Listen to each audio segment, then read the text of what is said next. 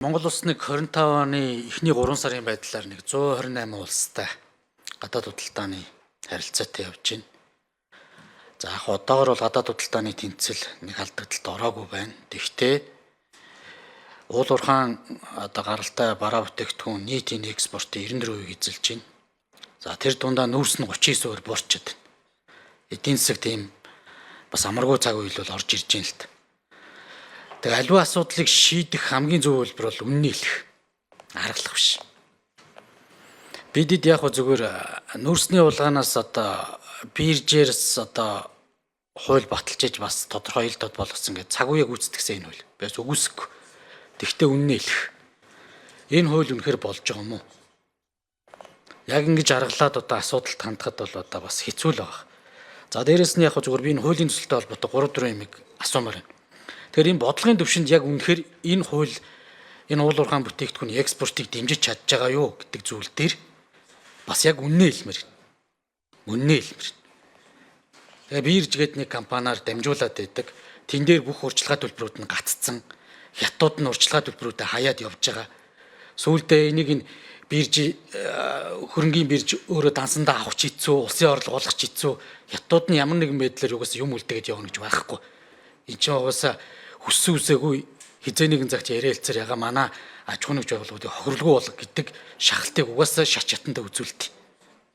Дандаа ийм сонин түншүүдтэй бид нар хулигддаг, худлаа хилдэг. Ийм зүйл рүү явж байгаа Монгол улс хэн бизнес их. Энийгээ ил дод хэлмээр байна. За хуулийн төсөл дээр ганц юм байна.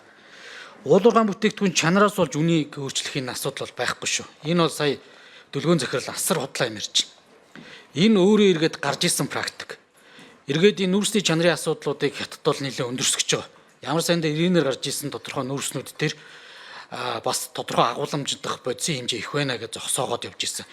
Энэ орох юм бол харин манай нүүрс жинхэнэ чанарын асуудлаа өвөр Монгол руу орох чанарын нүүрсний чанарын асуудлаа өндөрсгөөд бидэд бол өстэй илгээр эвтгэж юмлага орж байна.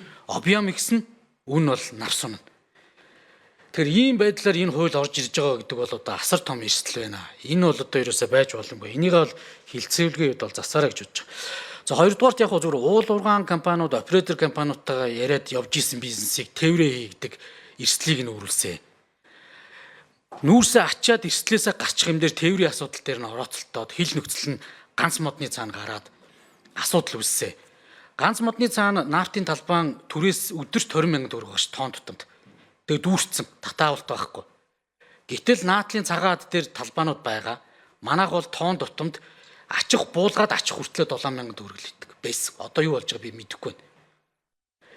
Ингээд бид нар хурдтай маневрлаад нүүрсээ бас яг үнэтэй үед нь өөрийнхөө эрсдлээс гаргачих юмыг ачилтыг нь чийлэхгүй, таталтыг нь чийлэхгүй байжгаад одоо ингээд $140 зарсан нүүрсээ $90 болсны дараа ингээд өөрсдөө ингээд арчаагүй зангаараа эрсдлээ үрж байгаа байхгүй. Тэгэхээр энэ уул уурхаан биржийн хуулийнхаа яг бодит имийг уул уурхаан сайдаа хэлье. Тэрнээс хэдүүлээ нэг уянгалахтай биш. Нүүрсний улгаа энэ би бол итгэхгүй шүү.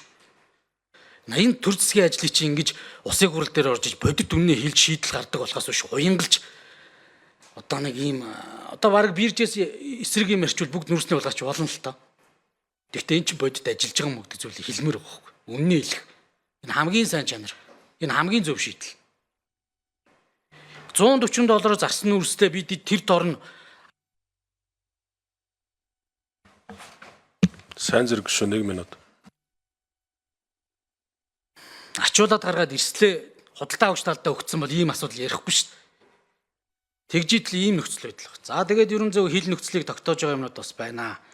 Ингээд худалдаа авагчийн эрсдлийг бид нэр ингээд энд үүрээд Монгол улсын төсөв үүрээд байж байгаад би ерөөсө харамсаж байна. Энэ дандаа ингээд бодлогоо дандаа буруу явж байна. Дандаа сүрприз өрдөг. Тэгээ 2 жилийн бодлого ч унчлаа шүү дээ. Ингээд ийм л зүйлүүд байна. Тэгээ би дараа нь энэ нүүрсний асуудал гэдэг чинь бохирдолтой, хорогдолтой. Ийм заваа ямиг энэ уул уурхаан лиценз эзэмшдэг компаниуд, оператор компаниуд үүрүүлж болохгүй. Энийг тээврийн тусдаа гаргаад нэг талтаа гарахгүй бол энэ ерөөсөө явахгүй шүү. За тэгээд асуудал бол байна. Энэ дотоодын биржээр дотоодын баяжуулах боловсруулах үйлдвэрт асуудлыг бас уул уурхаан сайд хуульчлал нь горимоор гаргана. Болилтоо бизнес болгоныг сайдаас асуух юм уу? ингээд ухралт хийгээд байгаа. За тэгээд биржийн асуудал дээрээ бүр хаа хамаагүй value exchange-ийг нэмээ ордорч байгаа. Энэ бирж За сайн зураг гişүний асуултанд хариулъя. За энэ биржийн хуулийн дээр бол янз бүрийн одоо өнцгүүд байгаа. Би бол бас одоо нуулгүй хэлье. Биржийн хууль энд хориг садаа болоод байна гэж ярьж одоо бас явж ирсэн хүмүүсийн нэг бол мөө үнэ хэлэхэд. За тэгээд бас яг судлаад үзэхээр мэдээж бас эн чинь нэг одоо зүйл дээр хүрэхийн тулд бас бид нарт ингээд муухарлаа зүтгэх биш бас одоо ярилцах, хилцэх, гаргалгаа гаргах гэдэг ийм вариантуудаар энийг бас энэ хүрээнд нь сайжруулад явж болох юмаа гэдэг ийм одоо бодлого дээр ирээд засгийн газар дээр нэгтгэгдээд ярилцаад энэ хуулиа сайжруулад нэмэлт өөрчлөлт оруулаад явъя гэдэг ийм зүйлийг одоо гаргалгаа гаргасан. За урд талаас бол яг энэ биржийн хуулийн бойкот бол явж байгаа. Уртлын компаниудаас тодорхой. Одоо энийг болиулах, за тэгээд дээрэс нь тэр одоо бүр тодорхой байгаа шүү дээ. Нөгөө даф нөхцлөөр хүргээд өгөхөр терминалаа нээж өгдөггүй, чингэлгээ сулж өгдөггүй.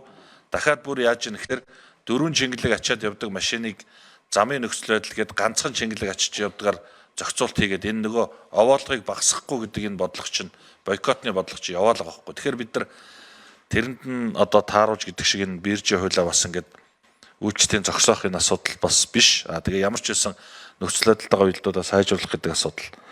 За хилцүүлгийн шатанд энэ мэдээж зарчмын зөрүүтэй саналаар энэ чанартай холбоотой асуудал дээр бол тантай санал өгөн. За өмнө нь бас энэ дээр гişүүд ярьсан. Тэгэхээр энэ дээр өөр байдлаар үнийн хэлбэлцэлтэй байдлаар ч юм уу ийм байдлаар оруулж өгөх асуудлыг бас ярьж болно. Энэ өөрөө бас яг л гацаатай нөхцөл байдлыг яаруу одоо маш хурдан хугацаанд шийдвэрлэх гэдэг үндсэн дээр энэ хуулийн бас гол прагматик одоо хэрэглэн оруулж ирэх хэрэглэн энэ дээр үүссэн гэдгийг хэлье.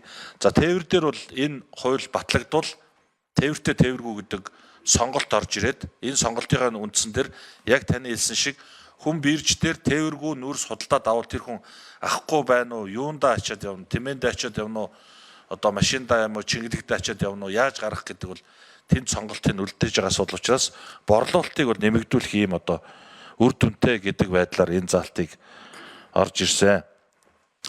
За тэгээд бас зарим асуудал дээр ингээд илэрхийлж ярихдаа бас хитрхи тийм нэг уянгай хайлттай зүйл ярьж байгаа бол бас сүлцэлөчё.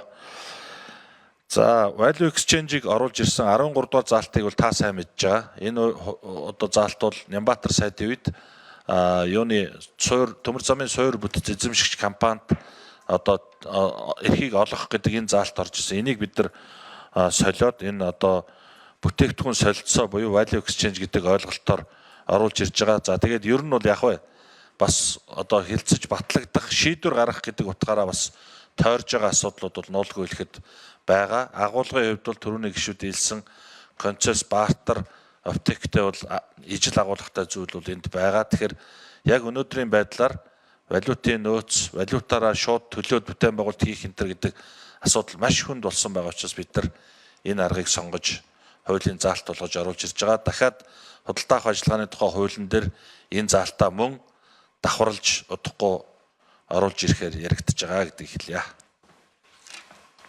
Сайн зэрэг гişүн тодруулсан. За баярлалаа. Тоон сайд яг энийг л хэлмээр байна. Түрүү мөнгө чаргал захирал хэллээ шүү дээ. Жишээ нь Эрдэнэс 5-7 нийт одоо борлуулсан нөөцний 20% нь бирж шүү дээ. Тэгээ бирж их супер байгаа гэдэг ингээ олон нийтэд өгөөд бүх зүйл ингээд ийм сайхан болчиход байгаа гэдэг. Энд чинь ингээд сүүлдээ асуудал ингээд хүндрээд ирэхээр ийм нөхцөл байдал орж байгаа. Тэгээ би яг зүгээр энэ value exchange-ийг бол дэмждэг. Гэхдээ ингээд хууль зүйн техникийн хувьд танд хэлээд байгаа нь энэ уулуурхайн биржийн асуудал биш ээ. Биржийн тухай хуулийн зохицуулах асуудал биш байхгүй. Энийг тэр төрийн эмчт компанийн хууль дээр нүд юм уу? За дээрэс нь эсвэл магадгүй засгийн газрын хууль дээр нь байх юм уу? Эсвэл одоо тэр худалдаа авах ажиллагааны хууль байх юм уу? Эсвэл бие даасан анхдагч хууль байх юм уу? Нэг юм оруулж ирэхгүй бол хэдүүлээ ингээд одоо асуудлуудыг шийдэх гэж оролж байгаа мэт ингээ буруу харилцаануудыг энэ дотор явахаар наачаа явахгүй. Тэгэхээр энийг ингээд анхаараач. Би ингээ юмыг эсэргүүцгээд байгаа юм шиг. Зүгээр ингээд энэ нэг хууль зүйн бодлого техник гэж юм ерөөсөө яригдахаач байлаа. Сая ингэ жаргалан гишүүн төр зөвшөөрж үлийг иш татаад ярьж байгаа байхгүй. Тэгээ ийм нөхцөл байдал орлоо. Тэг яг энэ асуудлыг зохицуулах үүднээс энэ тээвэртэй тээвэргүй сонголтыг оруулж ирж байгаа. Тэгээд бирж дээр бол нөхцөлийн заагаад арилжина. Энэ бол даф нөхцлөөрөө арилжих нь тээвэргүй одоо тээвэргүй нөхцлөөр арилжих гэдэг энэ байдлаар сонголттой арилжаалагдана. За тэгээд худалдаа авсан компани өөрсдөө тээврээ хариуцахаар орж ирэхээр саяны таны ярьж байгаа болон мөн байнгын орон дарга ярьж байгаа асуудлууд бол эргээр шийдэгдэн. За дээрэс нь энэ дэр нөгөө нэг түрүүний хэлсэн 2-оос 12 сарын хугацаанд гэрээгээр хүрэх гэдэг асуудал дээр компани өөрсдөө шийдвэд явал маш хурдтай маневр хийх боломж өөрсдөө хүн өөрийнхөө компани өөрийнхөө асуудлыг шийдэж байгаа учраас зохицуулалт нь нэлээд хурдсаад энэ борлуулалтанд эргээр нөлөөлнө гэдэг үндслээр оруулж ирж байгаа.